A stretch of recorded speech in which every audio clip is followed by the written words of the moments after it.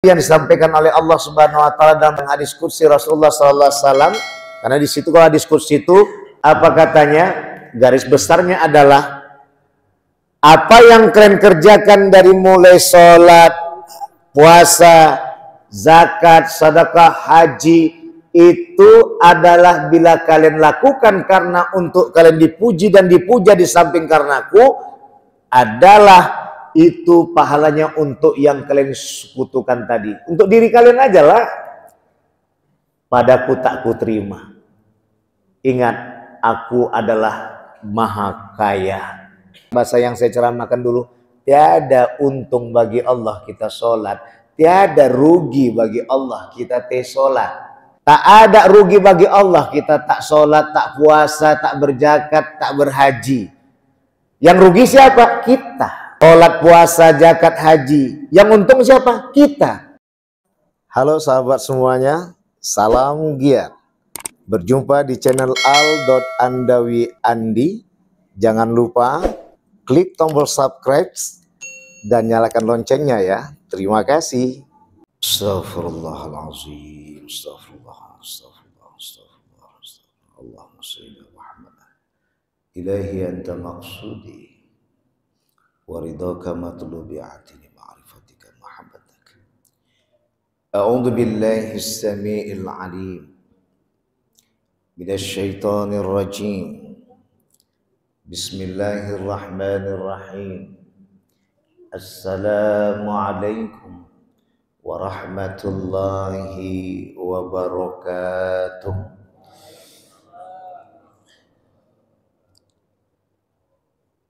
Alhamdulillah wa syukru lillah wassalatu wassalamu ala rasulillah sayyidina Muhammad wa mawala. Asyhadu an la ilaha illallah wahdahu la syarika lah wa asyhadu anna Muhammadan abduhu wa rasuluhu la nabiyya ba'da. Rabbi shrah li sadri wa yassir li amri wahlul 'uqdatam min lisani yafqahu qawli amma ba'd. Wa qala Allah ta'ala fi kitabil karim fi surati Al-Kahfi bi ayati 110. A'udzu billahi minasy syaithanir rajim. Bismillahirrahmanirrahim. Qul innama ana basyarum mithlukum yuha ilayya innama ilahukum ilahu wahid. Innama ilahukum ilahu wahid. Faman kana yarjullaha liqa'a rabbih. Faman kana yarjullaha liqa'a rabbih falyamal amalan shalihan wa la yusyrik bi ibadati rabbi ahada. Shadaqallahul azim. Ila fi afatina bi kulli madrasah tahiruka. Inna syarrad dawabi 'indallah sumul bukmul ladzi la ya'qilun. Bapak-bapak, ibu-ibu, saudara-saudari sekalian yang dirahmati Allah Subhanahu wa ta'ala, puja dan puji syukur kita limpahkan kehadirat Allah Subhanahu wa ta'ala pada kesempatan pagi yang berbahagia ini di tanggal 15 Muharram 1446 Hijriah, di hari terakhir mereka-mereka yang melaksanakan Shaumul Bid, puasa 13, 14, 15 sama dengan berpuasa Senin Kemis setiap bulan Hijriah. Karena di 13, 14, 15 itu bulan terang. Udah terang bulan itu bergejolak ombak di lautan. Bergejolak pula lah darah kita di badan. bawaan mau cepat marah, bawaan benci cepat dengan hadapan lawan, bawaan mau selalu mengadakan permusuhan. Begitu indahnya Islam, Allah dan Rasul-Nya memberikan pengendalian diri kepada kita untuk dapat menanggulangi itu dengan hadir menganjurkan. Artinya kalau udah menganjurkan, ini sunnah nih, bukan mewajibkan. Menganjurkan untuk melaksanakan puasa 3 hari tanpa putus, 13, 14, 15. Kemarin Jumat, Sabtu, Minggu, Ahad. Nah, begitu juga di hari Senin. Hari Senin Allah ciptakan tumbuhan. Tumbuhan ini identik dengan zahrah, bunga-bunga. Kalau pohon dia buah-buahan. Bagaimanapun besarnya pohon itu, buahnya ranum, semua orang mengatakan sedap kali pohon tua. Tapi kenapa? Karena masalah buahnya. Walaupun bunga itu tak bisa dimakan, tapi enak dipandang, cantik kali bunga itu. Kadang hal inilah yang membuat orang lembut, namun di balik itu tetap menunjukkan kesombongan. Maka untuk dinetralisir kelembutan itu, dihadirkanlah dengan penghambaan diri hanya kepada Allah yang Maha Rahman. Dan di hari itulah Nabi Muhammad SAW dilahirkan Ibunda Siti Aminah untuk menjadi tauladan. Yang kedua, hari Kamis. Hari Kamis ini adalah Allah ciptakan binatang. Kalau disebut dalam mekanik, mesinnya. Kalau disebut dalam mekanik, dalam mesin, olinya. Karena dia memberi picuan. Nah, kadang tak terem lagi, biar bisa mengerem dengan apik, karena keganasannya, karena ambisinya, karena hebatnya keberaniannya, maka ia tetap untuk dikendalikan dengan ia diikat dengan Allah Subhanahu wa taala. Maka ada anjuran juga puasa Kamis. Maka Senin Kamis inilah yang ditempatkan menjadi puasa yang dicintai oleh Rasulullah SAW. Ini biar kita bongkar hikmahnya ini. Jadi biar ayahanda sekalian, bunda sekalian sedep mengamalkan itu. Tidak kita hanya ngerjakan saja tapi tak paham. Inilah bagian dari tasawuf itu tadi. Man arofa nafsahu faqad arofa rabbah. Untuk ini pernah saya jelaskan di dalam pengajian tauhid. Itu Bapak bisa lihat dan Ibu bisa lihat di YouTube. Nanti kalau kita kupas ini habis waktu kita fokus tasawuf. Jadi kalau untuk menyambungkan kajian kita di tasawuf ini, nanti Bapak bisa lihat di YouTube saya, Safria Andi, ya, atau Al-Andawi Andi, atau @sapriandi 1, Sapria Andi aja ditulis keluarnya itu. Di situ ada pengajian tauhid, ceramah tauhid. Itu nanti dibongkar bagaimana agar kita dapat menyadari. Jangan sibuk-sibuk nanya siapa Allah kalau belum tahu siapa diri. Saya ulangi lagi, jangan sibuk-sibuk nanya siapa Allah kalau belum tahu siapa diri. Ketika udah tahu siapa diri, begitulah kaji.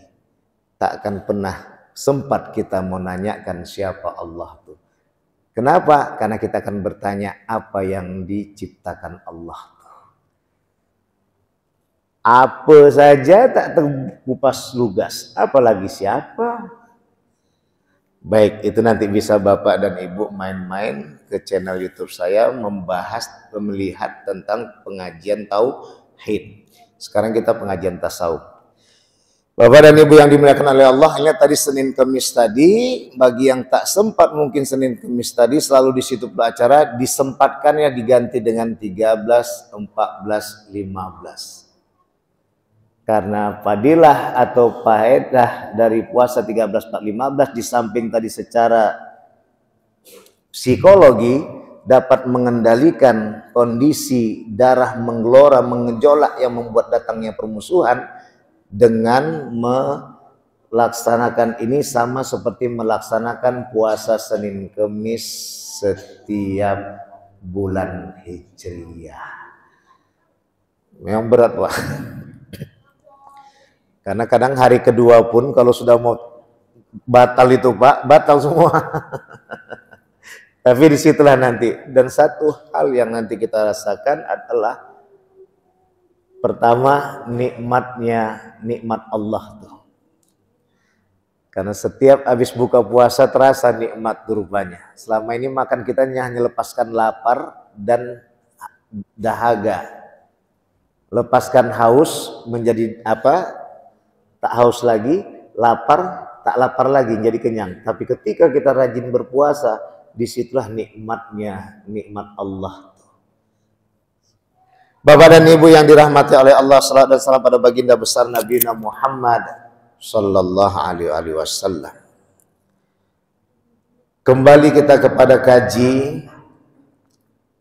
Kupasan kita yang lalu sudah membahas tentang khauf. Kita saat ini membahas tentang roja.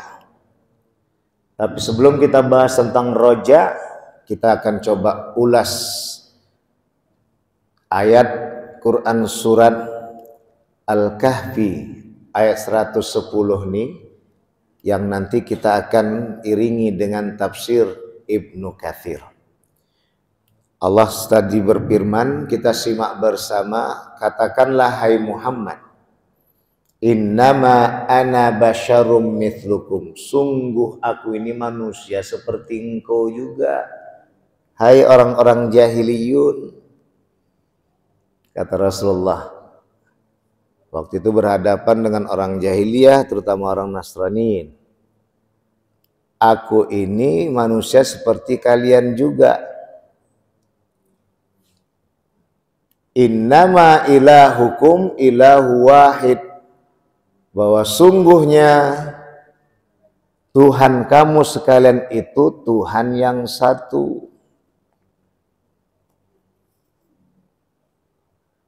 Faman kana yarjullaha, barang siapa yang berharap kepada Allah, liqa'a rabbih, barang siapa yang berharap menjumpai Tuhannya, faman kana yarju liqa'a rabbih, maka barang siapa yang berharap untuk berjumpa dengan Tuhannya, wala yusrik bi ibadati rabbih ahada, jangan pernah mensyirikkan Allah dengan seorang pun.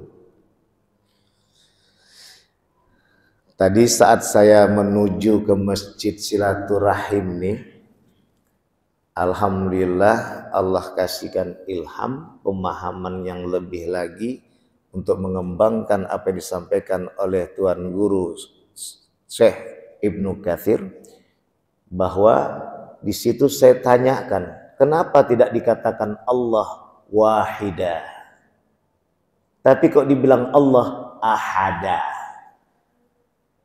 Wahida itu, Pak, identik dengan apa? Yang selalu kita tahu sebab musabab lupanya manusia ini kepada dua hal apa ini? Harta dan tahta. Tapi kenapa nggak dibuat wahida, tapi kok dibuat ahada? Karena ahada ini siapa, Pak? Maka lebih lengket dengan Allah. Siapa engkau, siapa Allah, siapa Allah, siapa engkau. Siapa kita, siapa Allah, siapa kita. Jadi ternyata Harta dan tahta ini tak ada arti kalau tidak dihidupkan oleh si engkau ni tadi, kita ni tadi. Artinya kita inilah yang dapat membuat harta dan tahta itu jadi bagus. Kita ini juga lah yang membuat harta dan tahta itu menjadi tak bagus atau menjadi mesin penghancur. Berapa banyak anak dan cucu kita di medsos itu kita nampakkan yang hampir keluar matanya, bahkan yang ada meninggal dunia gara-gara terinfeksi radiasi HP yang tak pernah berhenti. Saking sibuknya dengan pekerjaan kita, biar anak cucu kita diam, awak belikanlah HP, biar main dia terus, dia pun tak ribut-ribut lagi. Tapi di balik itu imbasnya anak cucu kita rusak dibanting HP. Itu baru salah satu diantaranya gara-gara modernisasi. Nah, jadi kembali kepada siapa tadi? Ini yang dikembalikan ahada. Karena benar dalam tafsir Ibnu Katsir dijelaskan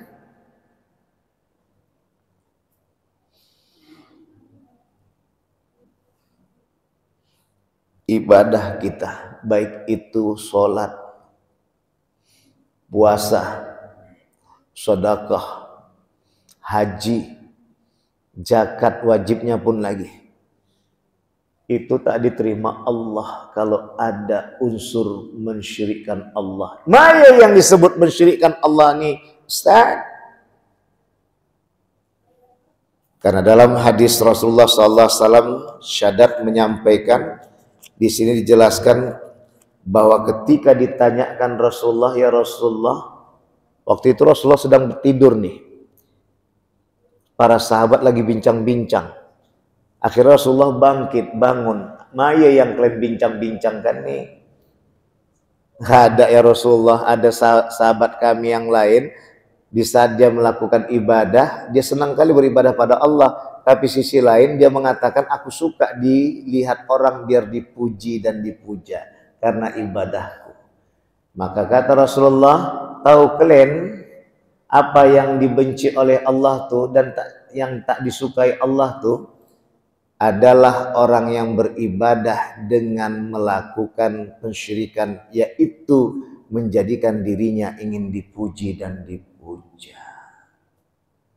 Ini yang dimaksud dalam tafsir Ibnu Katsir tadi, wala yusyrik bi ibadati rabbihi ahada. Maka jangan sekali-sekali mensyirikkan Allah, mensekutukan Allah, mengadakan Tuhan yang lain selain Allah. Maya dia, itulah tadi. Ingin aku ditengok emak-emak dan ayah-ayah tuh bahwa saya aku sholat di masjid. Inilah yang disebut dengan syirkul khafi kalau dalam kajian tauhid. Syirik tersembunyi. Apa sebab? Karena ini bisa merusak niat kita yang ikhlas. Ikhlaslah dalam berniat hanya karena Allah. Maka apa kata Rasulullah di situ yang disampaikan oleh Allah Subhanahu wa taala dalam hadis qudsi Rasulullah sallallahu alaihi wasallam?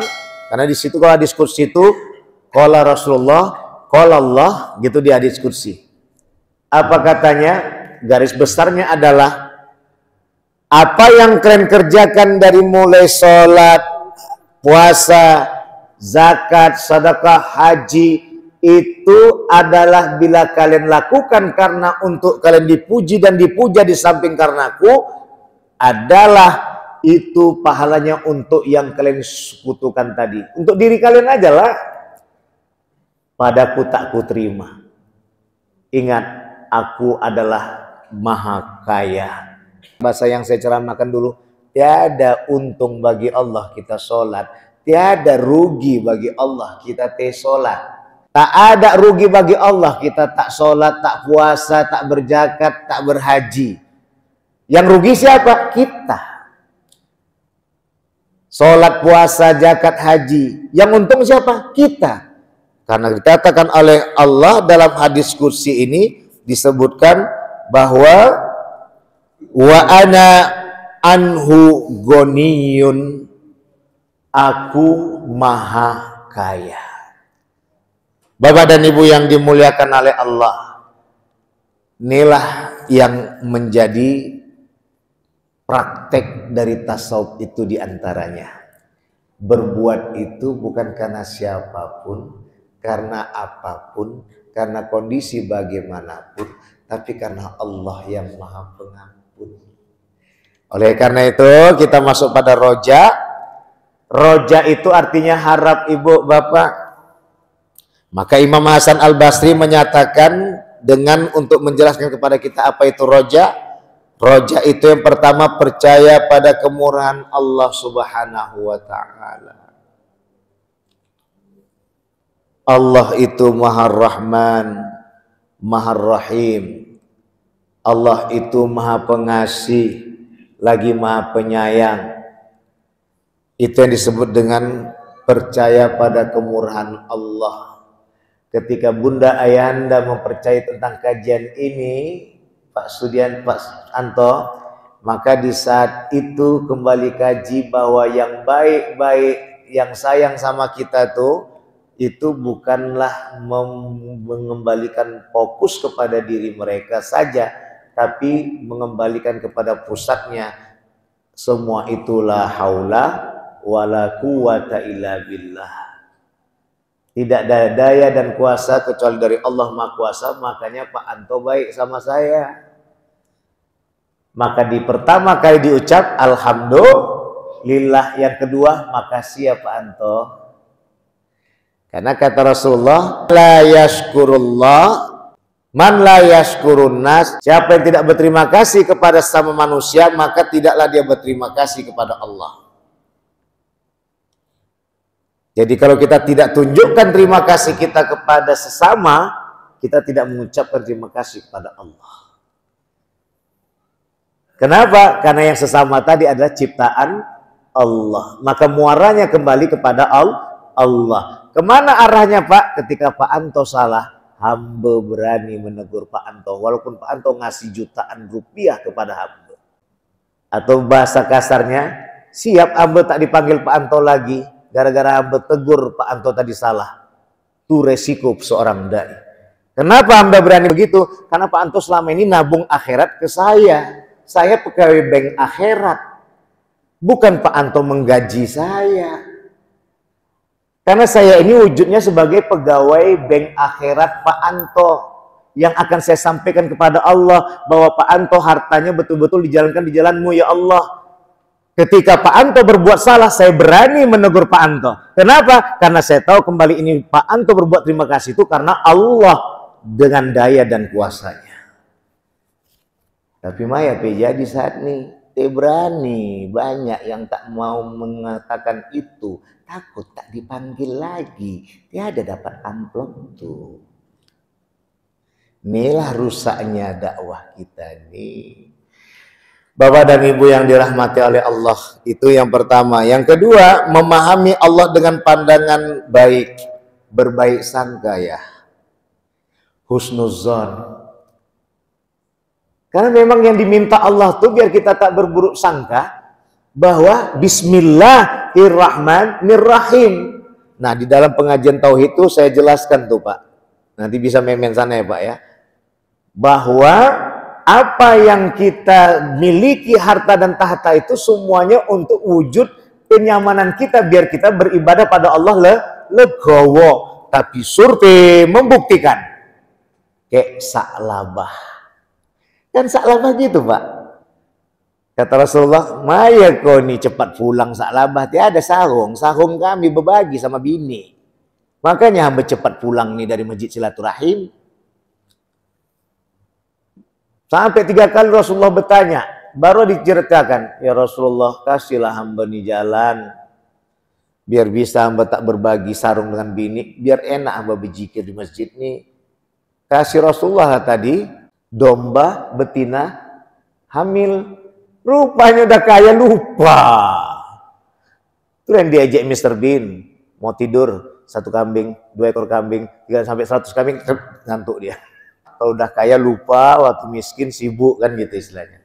Nah, Bapak dan Ibu yang dimuliakan oleh Allah, ini yang kembali kepada baik sangka kepada Allah.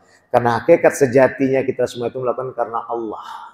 Jadi tak pernah kita mengatakan, kenapa kau buat aku begini ya Allah? Maka dalam hal ini Bapak dan Ibu yang tadi dimaksud dengan berbaik sangka. Yang kedua. Yang ketiga, dekatnya hati terhadap lemah lembut Allah. Itu raja. Maka tidak saya tuntaskan ini. Masuk kepada yang berikutnya, kata Imam Hasan Al-Basri, jenis raja itu ada 2. Yang terpuji dan tercela. Mana yang terpuji ini? Seseorang harap disertai dengan amalan taat kepada Allah dan mengharap ridhonya. Itu tadi yang kita bahas. Ilahi anta maksudi wa ridhoka matlubi. Wahai Tuhanku, aku nih sholat nih karena tujuannya engkau. Ridhomu lah aku pinta. Maksudnya sholat kita diterima Allah.